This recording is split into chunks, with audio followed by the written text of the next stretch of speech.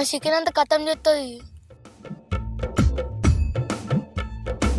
వామో అత్తే మెత్త తింటాంది. అరే తిన్నాయి.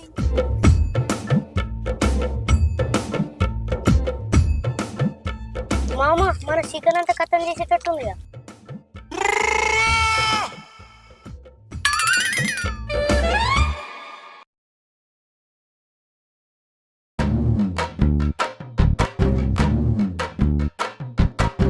తింటేనత్తా నువ్వు ముక్క కోసం కకృతి పడి అంజన్న మొక్కునే వదులుకున్నావు అని ఊర్లో అందరికి మైక్ వెత్తు మరీ చెప్తా.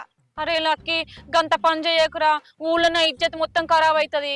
మేము ఎప్పకుండా ఉండాలంటే నువ్వు కూడా మాతోనే కలిసి పార్టీ చేసుకోవాలి. అందరం కలిసే తిన్నాం.